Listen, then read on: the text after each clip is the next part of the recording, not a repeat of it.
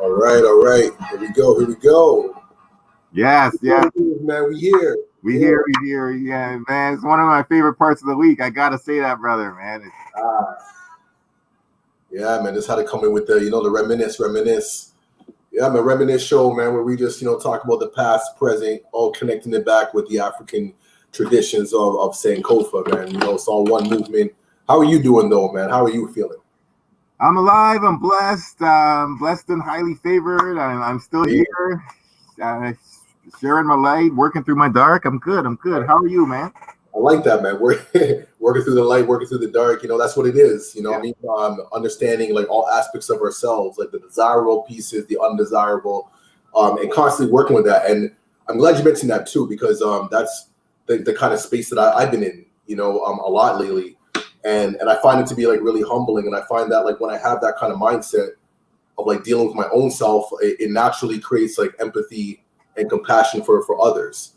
I'm less judgmental because, you know what I mean? Like, I know I got my own stuff to deal with, never mind somebody else's. So it just has this like really interesting, like profound perspective for me. And so, yeah, I'm glad you brought that up. Yeah. Oh, you're right, man. And like, you've always been an amazing example of balance between yourself, your family, and your community, man. Like, I can honestly say I can't think of one time where you just kind of were extremely selfish and like self-destructive and like you're always trying your best. So I really appreciate that. And that's like a 20-year compliment, or however long I've known you. Yeah, no, absolutely, man. And I appreciate the affirmations as well. Because it's definitely not easy. But like you said, like balance is the key. So like I'm constantly thinking of that. Like where can I show up and what can I do to facilitate balance? Because when you're one-sided and things, that's when chaos happens. And I prefer peace, love, and harmony. So yeah, man. You said it. And I don't know if people think of it like this, but all justice really is rebalancing energy. So it's like if somebody's been robbed, it's just like, yo, you steal $5 million from somebody, they're like, I either want you to go to jail for amount of time that feels equal to $5 million, or give me $5 million back to rebalance what has been unbalanced. That's what all justice is, just balance. Right. So it's just peace to that, people. I had this conversation with this cat, and he challenged me this morning, and he goes, "Be careful." He said, yo, this is so real, man. And I just wanted to share this with you. It was this intellectual person I've been talking to for a few weeks. Yeah. And I don't know them too well. Haven't seen their face. Don't know their name. I think they're an American white male, but just a thinker. Yeah. So I said some stuff today online, and then he came back to me and said, please check yourself. Be careful. You're about to become a radical. And I was like, he was like, you're about to become like, he's just assuming that I'm going to become like some unhinged terrorist kind of out of control. Like you're treading in like shark infested waters now. And I was like, pump your brakes, kid. I was like, I appreciate what you're trying to say, but at the same time, first, don't tell Black people how to live or exist in this world. Right. You need to understand that as a white person. You can maybe say to your friend, hey, like, I got my eye on you, like, check yourself before you wreck yourself kind of thing. But to like a random stranger, especially a Black person who's angry about injustice or race or whatever, don't be like, hey, you're getting a little too radical there, Black. It's yeah. You don't need to police, man. Just stay in your lane, like fall back, like let's do what we need to do. Yeah, I was like, I appreciate that, but don't tell me how to live. And two, like, if I'm not speaking any truth, then you might have a ground to stand on, but you literally don't have examples of me lying and like fabricating. I'm not lying about white supremacy. I'm not lying about, I'm like, what the hell? I'm like, if I'm furious about reality, deal with it. Don't complain to me, complain to reality. I love that, man. Yeah, you're just making like it's a social observation, it's a social response. Like we're talking about like a social issue, and we're responding to it. Yeah, and that's just what it is. Yeah. But I think that kind of leads into another topic. Like I know that you had some words for Now Magazine. So I'm curious to know that I admit I didn't have the opportunity to read it as yet, but I'm definitely going to read it so I can give you some real constructive, like, feedback and give you my perspective. But I guess in short, for those who are not aware, I guess, of the concerns you have for Now Magazine, where did that come from? And then how do we get to this like response today? So it started, I don't want to ruin the story because it's really well worth reading. What I won't say the details of it, but I will say Now Magazine stole an idea from me in 2011. It was around the time of Jack Layton's funeral, and it was a very delicate time in Toronto culture. And it was 2011, and I had an idea taken from me and run with by Now Magazine, and it's unspeakably corrupt and shockingly corrupt.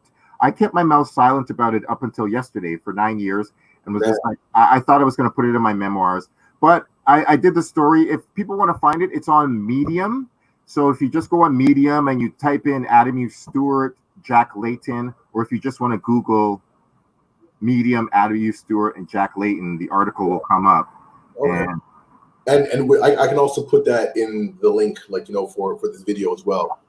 Thanks. I'll add that later. I don't want to ruin the surprise because I put my foot in it, and I not only did I speak about injustice, but I just also tried to prove that all of this shit, when all these, whether it's in Toronto or in Western civilization, all the like reparations, part of reparations is white people keeping us out of positions that we deserved, should have had, like actors, artists, dancers, videographers, all of them, man. Authors. It's just like how many opportunities have been kept away from us because of racist bullshit. You don't pay us what we're worth. You don't give us the story in space and time. So many Black journalists are not allowed to tell the stories that they want to tell, and are not paid properly, and have their ideas stolen and all this shit. So this is what it's all speaking of. And I could.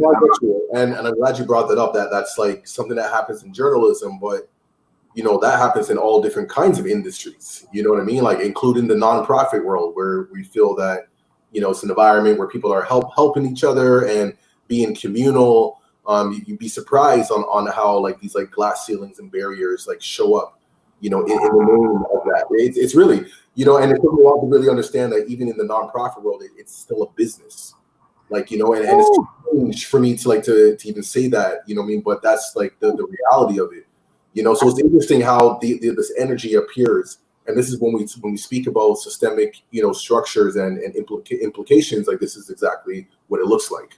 Ooh, oh man, that's so horrible. And like and for people who are supposed to be helping and putting on a mask that they're helping and saying that it's their job to help and having this image of healing the community and helping the downtrodden and the poor, but then quietly being like, I ain't doing nothing unless I get paid, and manipulating control and stuff like that, and just being corrupt about it.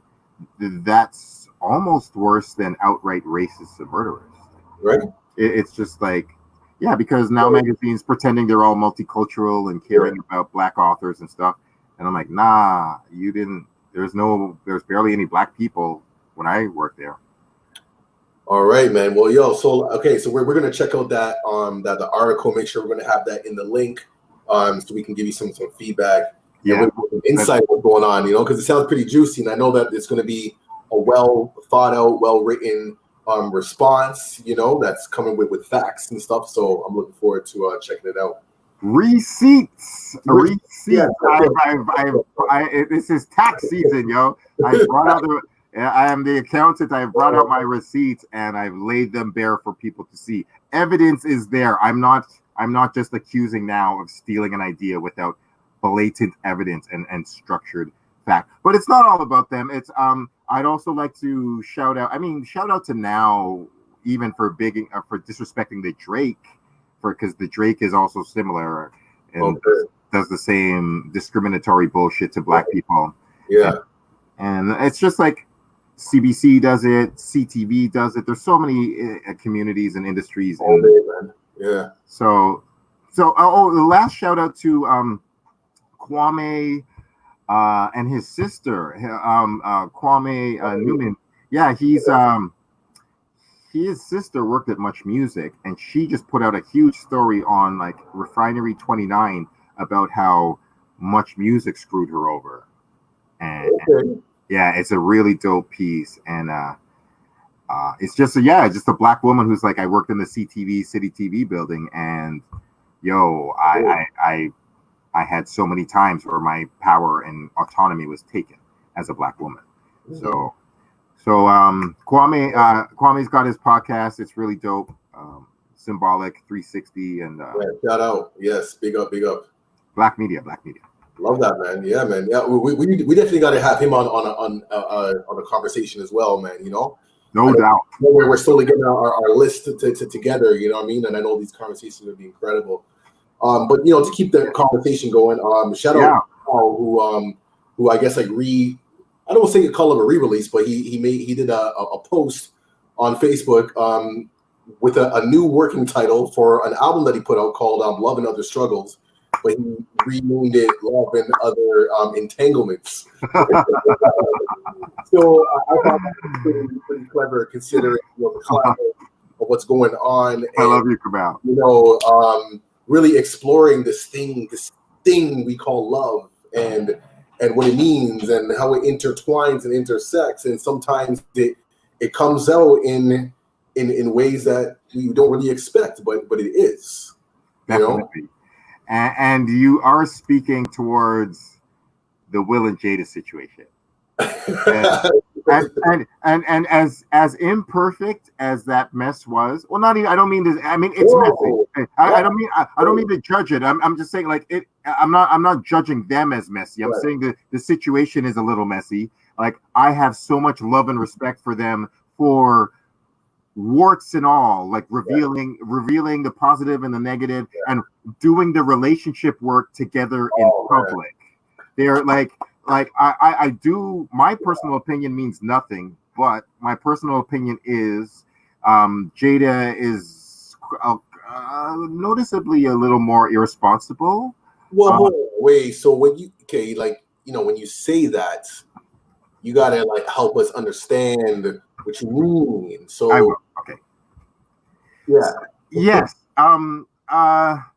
There was two parts. Jada said she didn't know why August broke up with her, and she goes, he broke up suddenly, and she's like, I don't know why. And it's like, well, you are doing something very wrong if he breaks up with you, and one, you don't know why, and or two, you're not going to say it here when you've brought yourself to the red table to take accountability. That's what you said. Right. So if you're at the table, how much accountability are you taking? Are you taking all of it or just drops of it? Yeah. So I'm not even. It's not even a judgment. It's just an observation. It's just an observation. It's just like Jada. It looks like you're not admitting everything. Right. So it's cool that you're working through it, but there are some questions. So and it's not even to just point fingers like one's right and one's wrong, because Jada is the one that did the more hurtful thing apparently. But I mean, they were supposedly broke up, but apparently Will and her seems like there was something improper about that situation. And because Will said, "You're lucky I'm even talking to you again." Oh, I didn't catch that part of the interview. Will said that. He goes, "It's a miracle that we're even speaking." And Jada goes, "Yes, you're right." And I was like, wow. So what is it? That's when I was like, Jada, what are you? There's something. So a line was crossed, some type of agreement that wasn't, because it sounded like the way how the story, or I guess this relationships were presented, that it was a common understanding and whatever. But basically what you're saying, like there could be some other things that maybe were difficult to forgive. It sounds like. Exactly that. And it's not people who live in non-monogamous situations.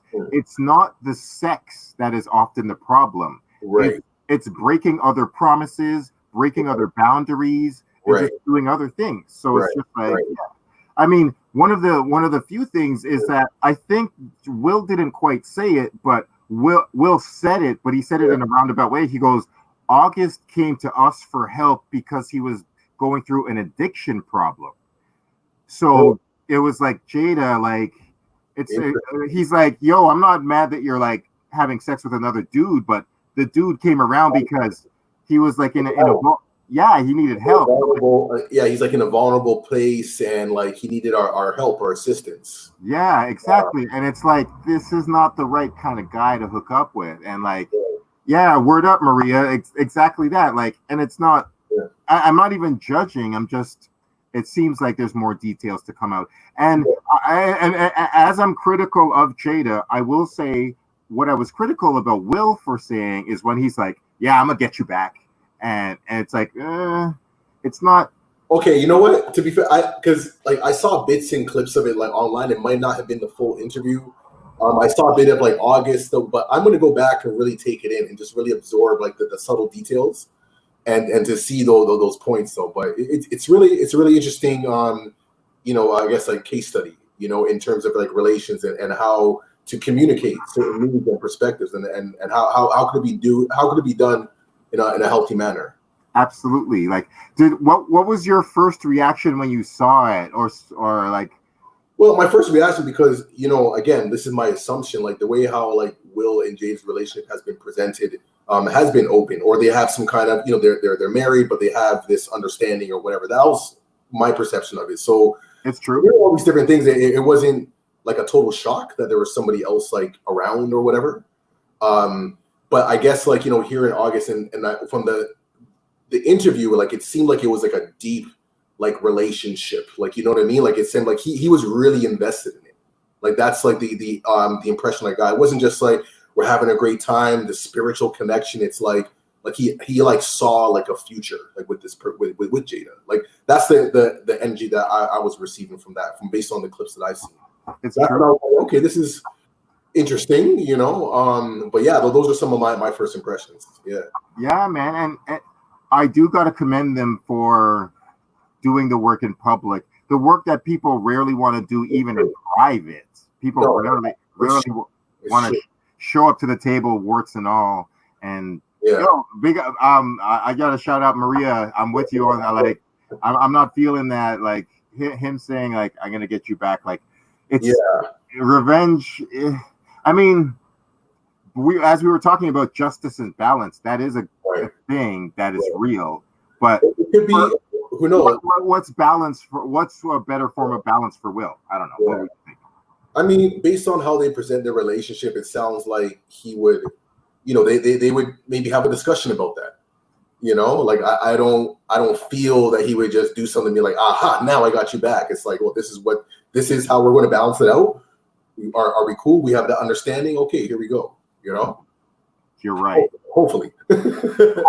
Hopefully, yeah. And I really wonder where their relationship goes from here, because it's this for sure a watershed moment.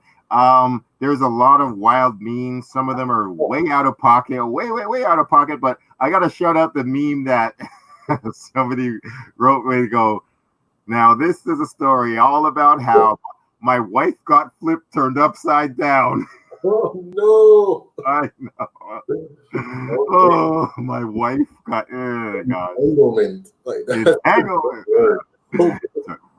So, but like, I got love for Will, and Will isn't getting punked, and Jada isn't owned by the streets. Like that's not right.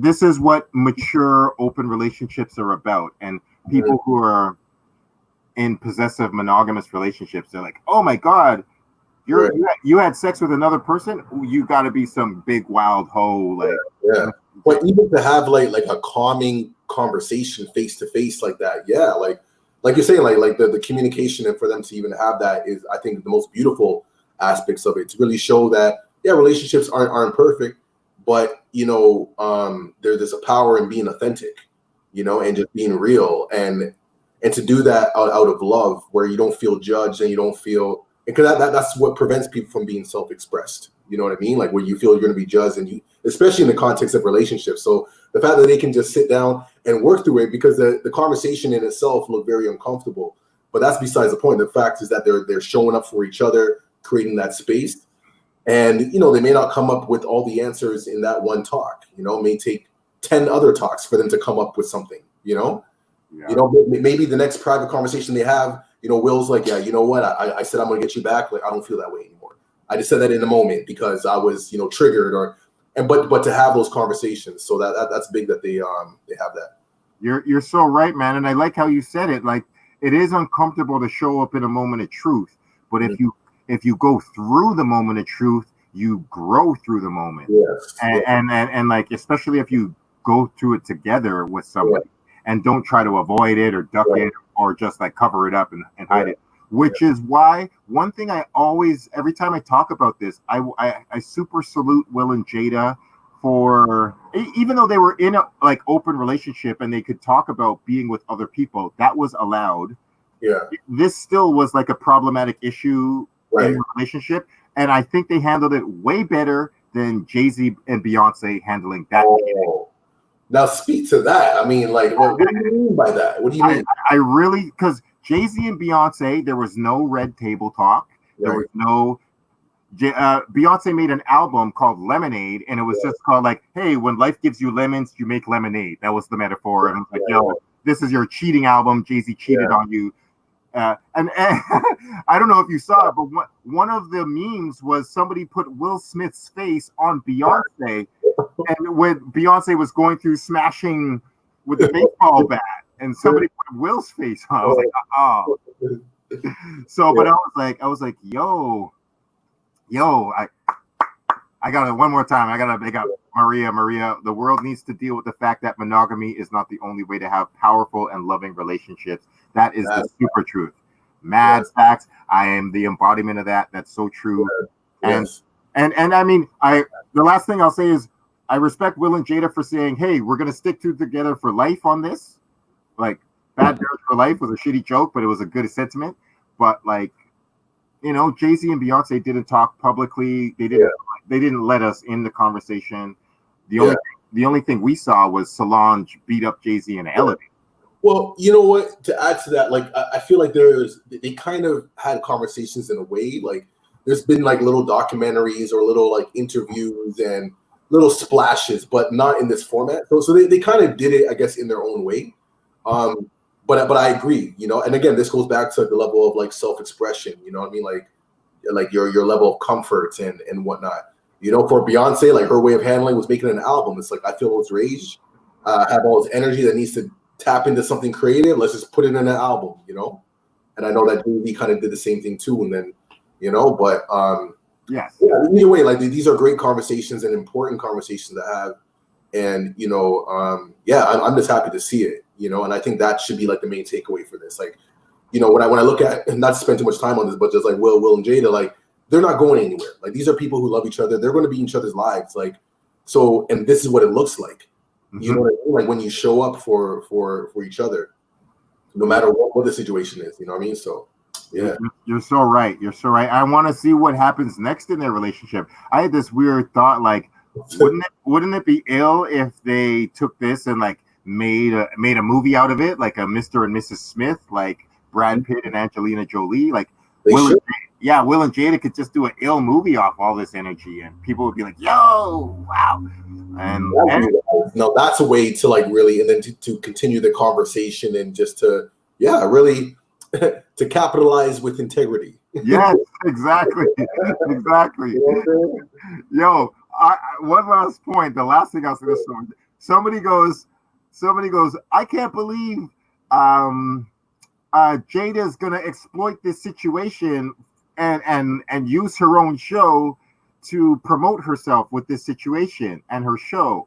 And then somebody's like, "Are you serious?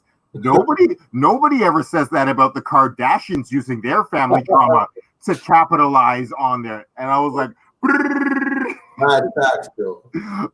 Mad facts. Always want to police black bodies, black thought. Like, yo, like just allow us. Just don't go out of your way to be in the way. Straight up, man. Love black people the same way you love black culture. Simple and plain, man. Like, straight up, man. Like exactly that. So, moving on. What else we got? You mentioned about Viola Davis. Yes, you're reading my mind. Viola Davis. The pictures are magnificent. They're beautiful. She's on the cover of Vanity Fair, and I just finished watching How to Get Away with Murder, and it's a phenomenal, one of the best TV series I've ever seen. She's phenomenal in that. You want to speak to why is it significant for her to be on the cover of Vanity Fair? Like, why is that so significant? It's significant because she's the first black woman to be photographed by another black photographer and be on the cover of Vanity Fair in something like 100 to 150 years. Wow. Okay. The first time ever. Wow. And I just want to say I don't like first black celebrations anymore. There after Barack Obama, anybody that hasn't had a black person lead their organization is an embarrassment to democracy. Because I'm sick of it. Sick of it. You're like, we've been around 100 years, but finally there's been a black person that is qualified and fits in the position. Come on, that's but I don't want to criticize it too much and stuff, but like, what are you a fan of Viola Davis? Or I mean, I don't mean it like that. Like, I love her acting and just how her presence, like such a strong, but like sensual, like person, woman, like I can't remember. There's some other films that I've seen her in, but she typically plays those roles though. Like really, really strong. So I'm just happy to see her getting that kind of recognition. And just to continue that energy, man. We need to be celebrating way more people like that. Like it just needs to become like a regular thing. So like you're saying, like we don't have these like first black moments or whatever. It's like of course she's supposed to be on the cover. It shouldn't even be a thing. Like it should be like, of course she earned it. She deserved it. Like, why not? Yeah, it should have happened 20 years ago. Like, yes.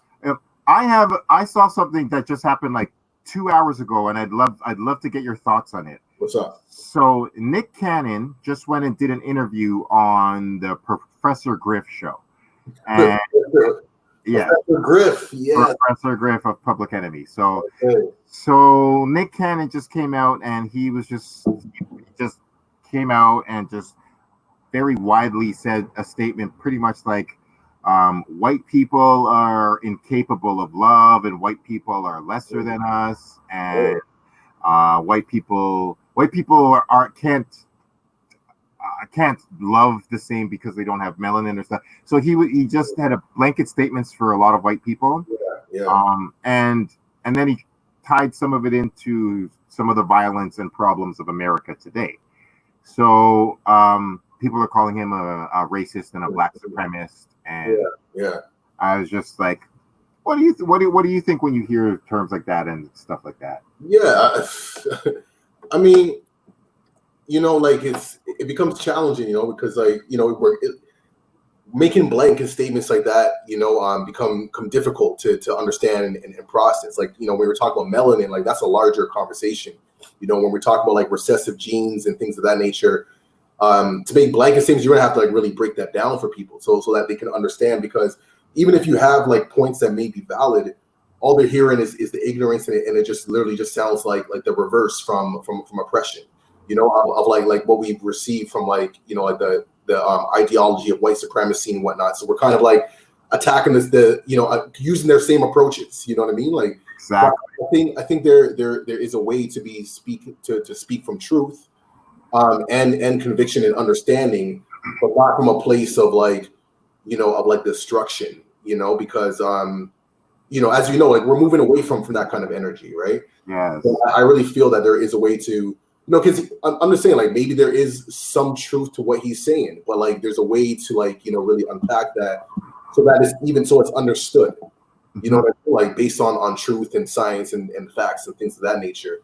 But I do also understand like the frustrations and the anger of trying to just be seen as a human being, for centuries, like longer before we even born. So like the frustrations of all this, of just wanting to feel empowered and to be essentially in our rightful place. It's been an uphill battle. So like those frustrations come out, and sometimes it comes out destructively. Yeah. So I don't really agree with like the destructive like approaches anymore. Like some of them I would kind of understand, but now I'm like, okay, like so he says all that, and then now what? Like like what is the intention? Like what were you hoping to achieve by saying that? Or through that process, like what was the goal? To get people angry and hype, and then ready to like I don't know. I don't know what the intentions were. I couldn't agree more. I choose to hear what he's saying is coming from a place of hurt and frustration, of just like things that have been going on forever. Like a lot of us are tired, and we just want to live. You know what I mean? So, I agree with every word, man. I'm so with you, and I'm with you there. I'm not in the position of blanket statement saying we can't invert the African our apes principle. Like we can't just say all white people are savages the same way they said all black people were inferior and couldn't read. It's just like, no, we can say there's a larger than any of us could even put in words system of white supremacy that thousands and thousands and thousands of white people over time have contributed to and benefited from over hundreds of years for sure. And it could be a heartbreakingly larger percentage of white people involved in this than any of us will ever know or face. But that doesn't mean all white people are guilty of this. Like it's not. Yeah. So and it's we're getting to difficult times. So just being very accurate is essential these days. So absolutely. But I mean, we'll see where it goes, and we'll see. But either way, like I said, like, I'm glad that these conversations are continuing, and it's becoming, like I always think of myself, like when we said, like Black History 365, like this is what we meant. You know what I'm saying? This is what we meant. Yeah. So like these conversations are on a daily, and some of them are going to be uncomfortable. And yes, there's going to be like statements that I may not agree with at all, but I understand where they're coming from, and I will, give space for understanding. That's what we're all about, because like being Black isn't monolithic. We're not always going to agree with every single thing. I can't speak for every single Black person on this planet. I can share my perspective, and hopefully it resonates. So and as long as we give space to that and hear different perspectives, like kind of like take a pause from judgment, but just to really hear people and like just sit with it and just really see the way how they see things. I think we can go really far. You know what I'm saying? So. Oh, that's beautiful, man. I am so with you there, man. I really try to have more observations than judgments, and just be like, that's it. This is a temporary observation of the present state of things. This is not a permanent, eternal judgment.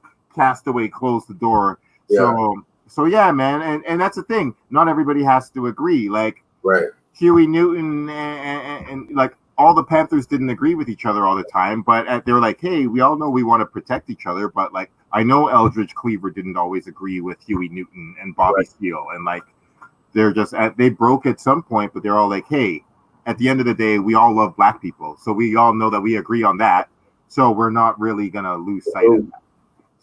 So yeah, man, and like I could be like, yo, Nick, I'm not feeling you calling all white people violent devils. Like, that says it's not 1992 anymore. That really doesn't work. Yeah. Like, but like, I understand your frustration for sure, no doubt. And like, hey, man, you're still a brother, and we all still out here trying to fix the world. So that's it. That's peace. Yeah. And so on that note, man, what we got at Bag of Flyers, man? Like, what we got? Oh, man. This is a yoga studio. Got a yoga studio. That's why I was talking about that earlier, man. I need to be doing some yoga, man. Got to do some stretches, then. You know what I mean? Got to keep that energy flow. No doubt. Have to. Vital. What you got there? Oh, it's just what is going on? It's an art gallery. Okay, well, What's up with this? Where's the hip hop? I go to a lot of different events. I know you do. Oh, I didn't even go to this. I mean, sometimes I just got flyers just to get. Oh, ASAP Rock. Okay, shout out ASAP Rocky. Yeah, did you? Toronto. Oh, Toronto Frosh. Did you go to this? I don't think I was there, but I've definitely had the opportunity to hang out with ASAP Rocky, ASAP Ferg a couple times, man. Really cool Really? dude. Really? So speak on that. Tell me that. The whole From Africa movement. Shout out, they come from Harlem, New York, really cool guys, man. Like they really know how to throw it down, party. You know what I'm saying? Shout out Born King, man. But Born King was well connected with them, and would roll through, and they would just have that hospitality, So big up ASAP Rocky, big up ASAP Ferg, man. That's tight, yo. Yeah, I didn't know that. I've seen them, but I've never actually got to meet them. And I gotta shout out ASAP Rocky because he's got that tradition of collecting bras on his show. And the porn lover in me is like, yo, that's cool. I also hear he's like a big fan of multiple people's sexual encounters and stuff. Okay. And so I'm cool with that. Okay. I just wish we were in a space where more people in hip hop would discuss non-traditional relationship arrangements. And but guess what? Like we can just create that ourselves. You know what I'm saying? Like we're definitely in a position to do that. And I mean hip hop, sex. I mean that goes hand in hand. You can't separate the two. Come on now. But to be able to explore these topics and see like the intelligence within it. We can definitely dive in, man. No doubt, man. Absolutely. Hey, any last thoughts before you go, man? I might have one or last two little quick thoughts to drop, but I would love to hear anything that you saw. Big themes that have just been coming up just in my life right now is just being like authentic, and self-expressed, regardless of what people may think or not feeling like you have to ask permission for that. Really just having that. So I've been really actively ensuring that shows up in all aspects of my life, being self-expressed and being authentic and creating that kind of reality, which includes like freedom and peace and harmony and all these different things, right? Because when you're self-expressed, it's very clear, as opposed to leaving for assumptions and stuff like that. So yeah, man. Oh, that's so beautiful, man. You've really been a person that is about your integrity and about your intentions and has very much made it clear and hasn't been a mysterious, sneaky, creepy person. And it's like when you stand for something like stolen from Africa or just any message in the community, it's like what our heroes say, stand for something or you'll fall for anything. And it's just like you've made it clear you stand for you've stood on those principles and have embodied them in everything you do. So it's wonderful to. I love to hear that that's your focus and it's bringing you to new levels. What are your last words, man? What you got before we end this? I just saw something interesting. Jay-Z and Rihanna are trying to open a case of a murdered young black man, Dan Roy Henry. His nickname is DJ. He was killed 10 years ago, and he was handcuffed and shot by the police. I don't know if he was in the back of a cop car, but he was handcuffed, and the cops still shot him. Mm-hmm. And it was another one of the horrible cop murders. So Jay-Z and Rihanna want to open the case again. Okay. And Jay-Z shouted him out on "Murder to Excellence," which is my favorite song on Watch the Throne. This is for the memory of Dan Roy Henry. Right. That first line. So remember that song? Jay-Z wants to open that case again. Okay. So that's pretty dope. I just want to. Yeah. All right, man. No, that's some great. That's cool. And I guess we'll be following that, and maybe we'll speak about that next time. But that's what we do when we reminisce, man. Yeah. Definitely, man. You already know. No doubt. And I got some music coming soon in a week or two. That's all I'm gonna say. There's some new Mindbender music on the way. Well, we're gonna get into that, man. Appreciate that, man. All right, man. Till next time, man. Reminisce Show. Reminisce. Yeah, man. Peace. Peace.